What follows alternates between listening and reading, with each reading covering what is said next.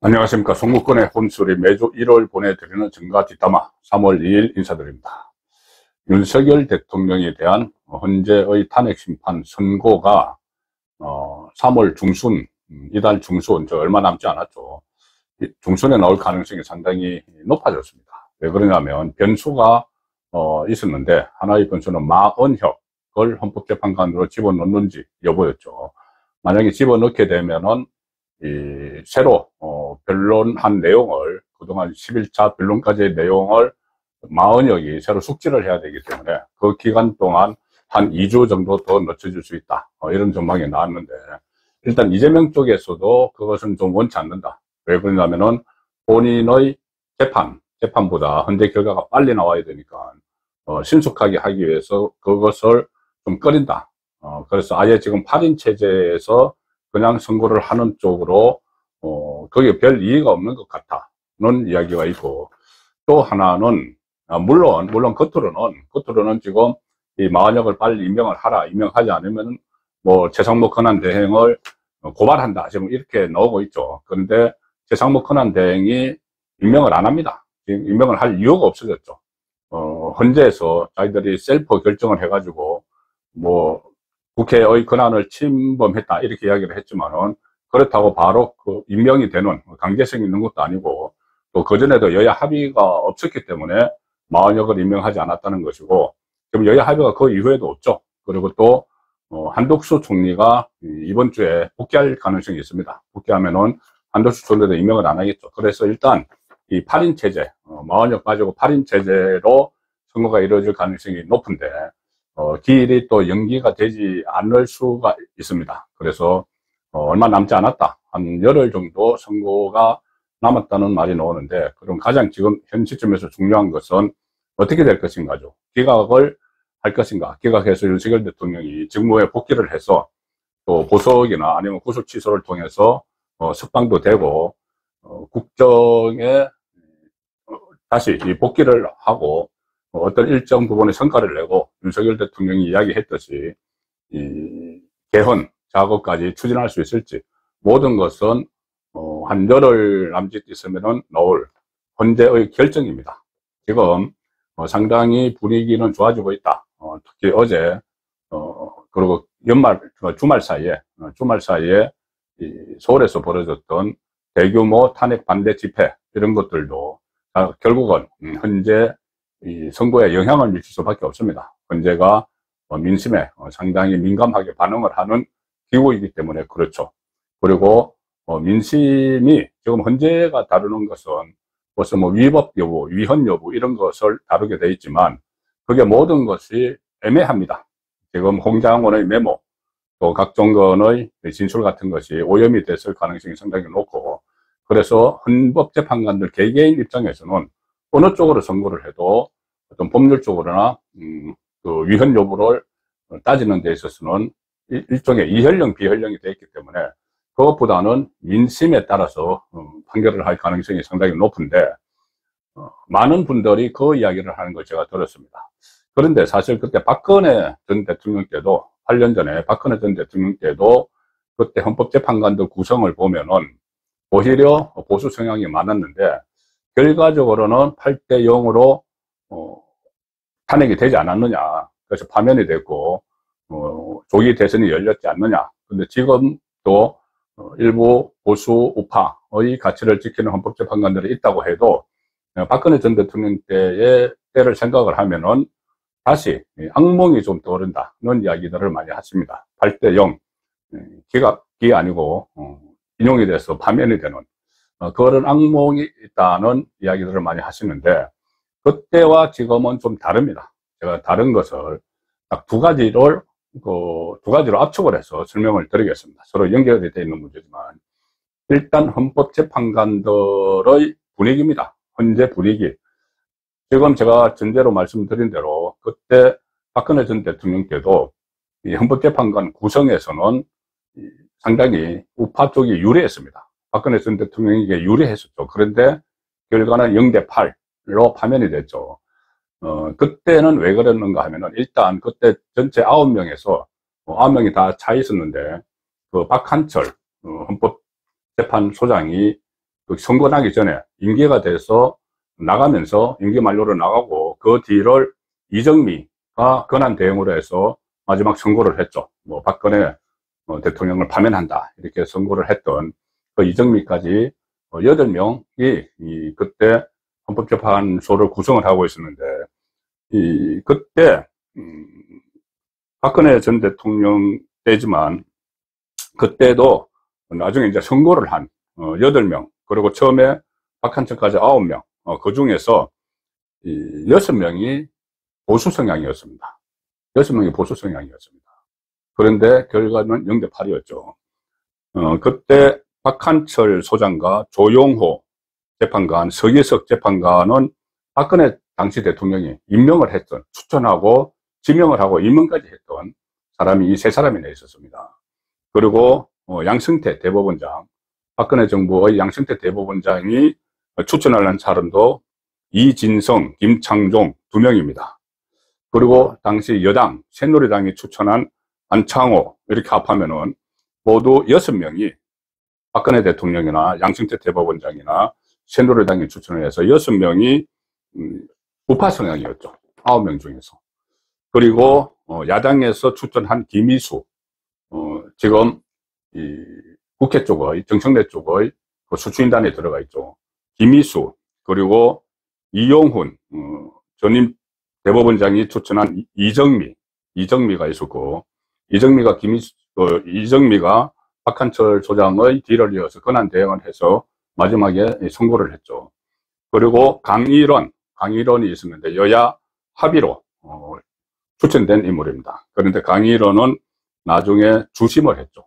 주심 재판관을 했는데 주심 재판관이 제가 한번 설명을 드린 대로 이 평의 과정에서는 그러니까 변론 11차 변론 때까지는 재판장이 이 재판을 주도를 하죠. 지금 문형배 권한대행, 소장 권한대행이고 재판장이니까 다 주도를 했고 그때는 이 재판장이 박한철 소장이 하다가 임기가 다 돼서 그 다음에 이정미로 넘어갔죠. 자, 그리고 변론이 끝나면은 이 평의 재판관들이 다 모여서 회의를 하는 지금 평의가 계속되고 있는데 그 평의 결과 선고가 나오는 것이죠. 그때 평의는 이제 주심 재판관이 합니다. 그런데 지금 주심 재판관은 제가 한 차례 설명을 드린 대로 정형식 재판관, 우파의 가치를 지키는 정형식 재판관이어서 지금부터는 상당히 유리한 국면에 들어갔다는 말씀을 드렸는데 그때는 주심이 강일원이었습니다.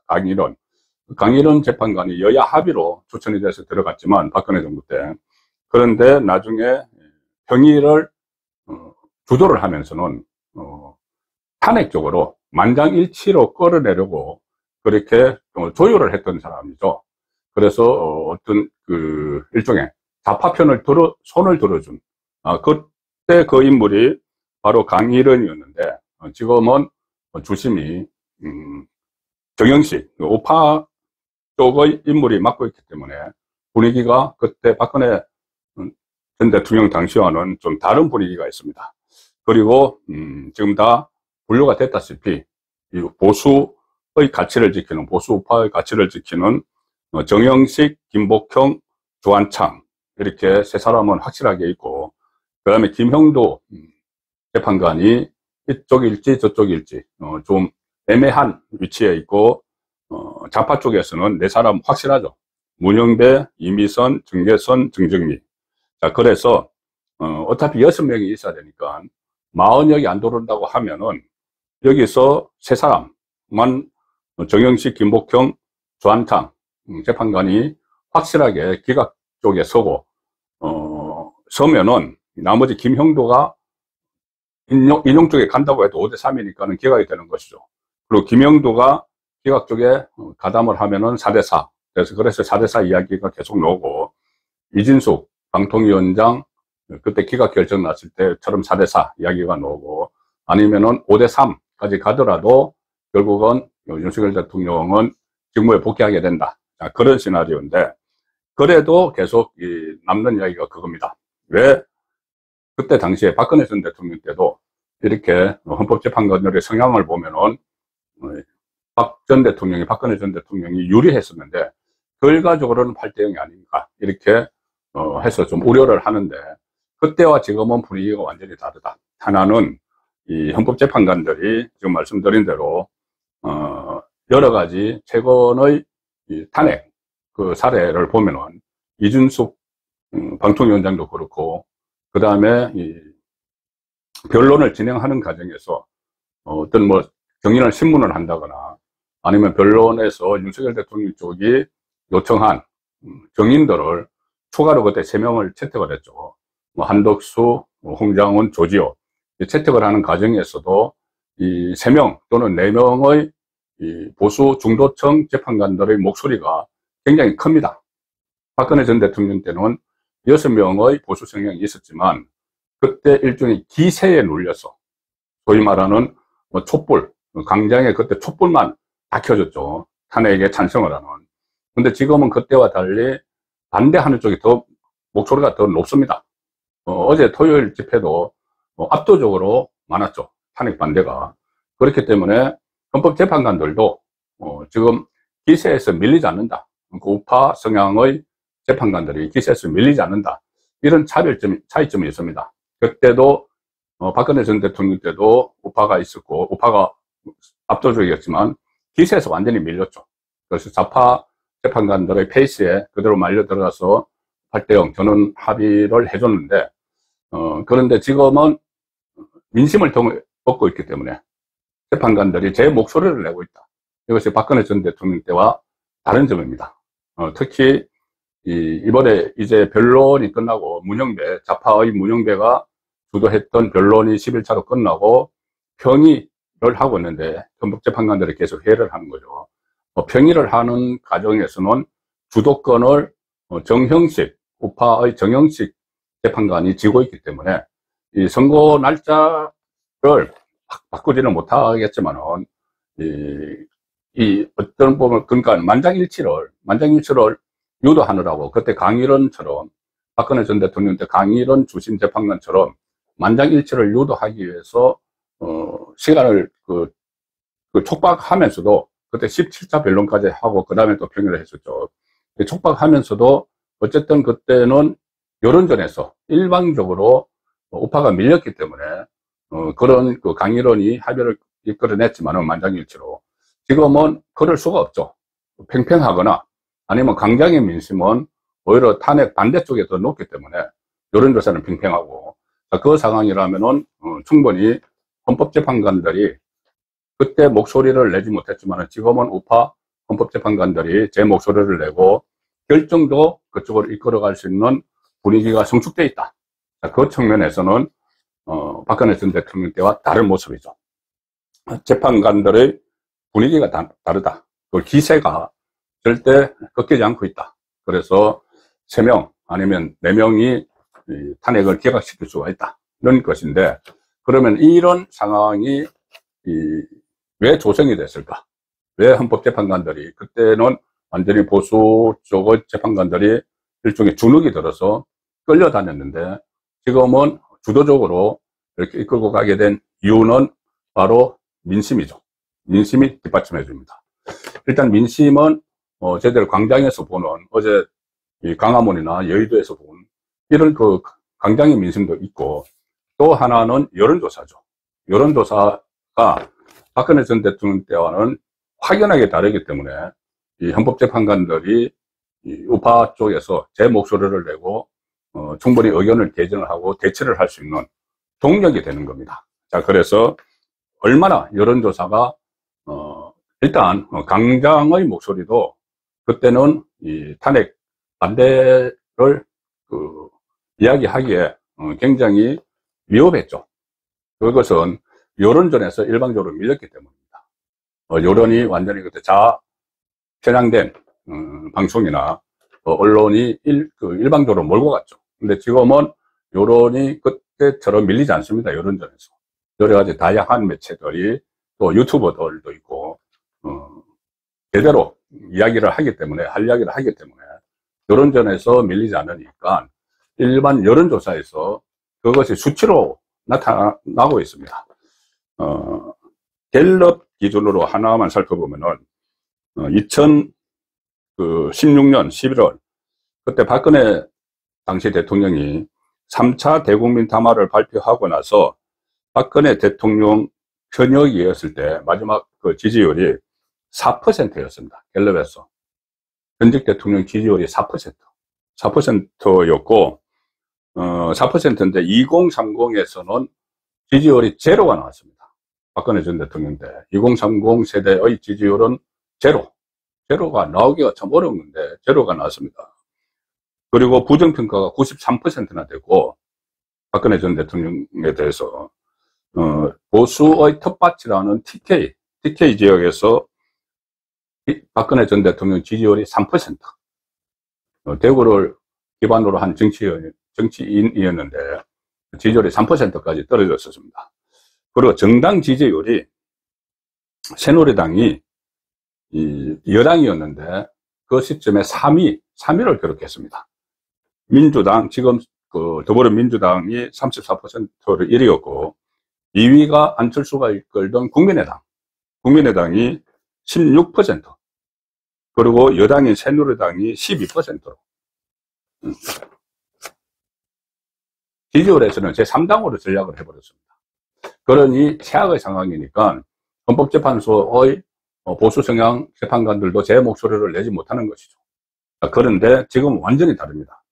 일단 갤럽은 현재 상황에서는 대통령, 그때 이제 갤럽을 기준으로 말씀을 드렸기 때문에 갤럽은 대통령 지지율은 조사를 하지 않습니다. 직무 수행에 대한 평가이기 때문에 지금 직무가 정지가 된 상황이라서 그 평가는 하지 않는 상황입니다. 그런 대신 이제 정당 지지율을 조사를 하죠. 갤럽의 정당 지지율 조사 결과를 보면은 지난 금요일에 발표된 것, 민주당 38%, 국민의힘 36%, 오차 범위 안에 들어가 있습니다. 팽팽합니다. 어떤 조사에서는 국민의힘이 압도적으로 앞서고 있다는 이런 조사도 나오는 상황이죠. 자, 그래서 그때 새누리당이 같은 갤럽이고, 정당 지지율은 새누리당이 12%였는데, 새누리당이 12%였는데, 지금은 여당인 국민의힘이 36%, 딱 3배죠. 3배를 더 받고 있는 상황입니다. 그리고 대통령 지지율 조사 다른 곳에서는 다 하고 있죠. 갤럽은 하지 않지만 그때 당시 갤럽이 했을 때 박근혜 전 대통령 4%였는데 탄핵 국면에서 지금은 40%대 후반을 기록하고 있습니다. 40%대 후반. 최근의 조사 에버리 리서치 지난 주 조사에서 윤석열 대통령 지지율이 48.2%가 나왔습니다. 그때 4%, 한 10배 이상의 지지율을 윤석열 대통령은 가지고 있는 것이죠. 이게 여론전의 결과입니다. 그리고 또 다른 요인들도 있죠. 자, 그래서 현직 대통령 지지율이 그때보다는 10배가 높다. 탄핵 그 대상이 되어 있는. 그러면 현재 재판관들에게 충분히 영향을 미치는 긍정 요소입니다.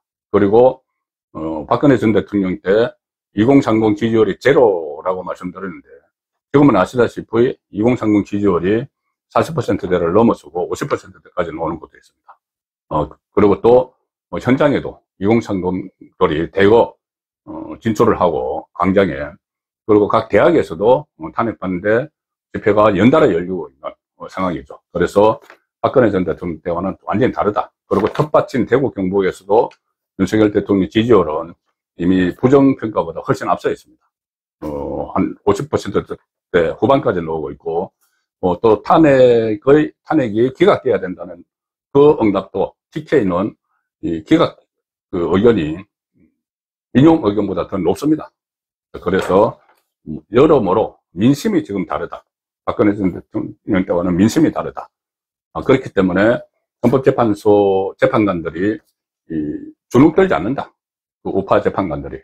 그래서 뭐 만장일치로 끌려가기는커녕 오히려 만장일치로 기각을 유도할 수도 있는데, 결국 뭐 그 4명, 좌파 4명은 문형배, 이미선, 정계선, 정정민은 움직이지 않을 거니까, 묻지마 탄핵이니까, 그건 이제 만장일치가 안 되면 이제 표결을 해야죠. 표결을 하면은 4대4 내지는 5대3으로 기각이 가능성이 상당히 높다는 말씀을 드리는 것입니다. 그리고 왜 이렇게 또 민심이 그때와 지금은 다른가? 물론 여론전의 승리도 있지만, 여론전에서 밀리지 않는 것도 있지만, 실제로 그때 박근혜 전 대통령 때는 탄핵 사유가 박근혜 전 대통령의 직접적인 어떤 잘못이라기보다는 최순실 사태죠. 최순실의 국정농단 그런 것이 결국 거기에 대한 책임을 지는 박근혜 전 대통령이 책임을 지는 차원이었는데, 지금은 그때와 달리 윤석열 대통령이 직접 주도적으로 전국을 국정을 제대로 한번 운영해 보기 위해서 비상경호를 발동을 했다. 이재명의 방탄 때문에 워낙 국정 마비에 가까운 이런 여회 폭거 그리고 탄핵 남발 이런 것을 했기 때문에 거기에 대한 경각심 차원이었다. 이것이 탄핵 사유부터 지금 다릅니다. 하나는 어떻게 보면은 개인, 이 최순실이라는 개인의 국정농단, 호가호위하는 그런 것 때문에 탄핵 국면에 조성됐지만, 지금은 전체적인 국가 운영과 관련한 문제죠. 국가 운영과 관련한 문제고, 윤석열 대통령의 최후 변론이나 아니면 여러 가지 정황으로 볼 때 이재명이 본인이 살기 위해서 얼마나 국정을 어지럽혔는지, 발목을 잡았는지, 그리고 그 이후에 이것을 자기가 살아남기 위한, 이 사태를 살아남기 위한 기회로 삼기 위해서 한덕수 총리 등을 탄핵을 하고 계속 이거 몰아붙이고 내란 프레임을 씌우고, 자, 이런 것들도 전부 다 국민이 인식을 하기 시작했습니다. 자, 그리고 또 이재명, 만약에 탄핵에 대해서 조기 대선이 치러져서 이재명이 당선이 된다면 더 큰 혼란이 기다리고 있다. 재판 속개 문제를 비롯해서 이재명이 거기서 벗어나려고 모든 짓을 다 하겠죠. 그리고 정치보복 이런 것도 우려가 되고 있기 때문에 이런 모든 상황들이 결과적으로는 헌법재판관 3명 또는 4명에게 막중한 책임감을 부여를 하고 있습니다. 명분을 주기도 하고 책임감을 부여를 할 수도 있기 때문에 윤석열 대통령에 대한 탄핵 기각 가능성은 충분하다. 박근혜 전 대통령 때도 헌법재판관 구성이 우파가 더 많았는데 연계팔로 탄핵되지 않았느냐. 그래서 지금도 우려스럽다. 저도 거기에 대한 우려가 완전히 불식이 된 것은 아니지만은, 일단 지금 말씀드린 대로 그때와 지금은 다르다. 상황이 다 다르고 민심이 다르고 또 탄핵 사유도 다르고 탄핵을 추진하는 좌파에서 추진하는 사유도 다르고 하기 때문에 그때에 위축됐던 우파 재판관들이 있었던 반면에 지금은 우파 재판관들이 위축이 될 필요가 없다. 그리고 일종의 성부로 따지자면 성기를 잡아나가고 있다. 그렇게 정리를 해드리겠습니다. 정가 뒷담화였습니다.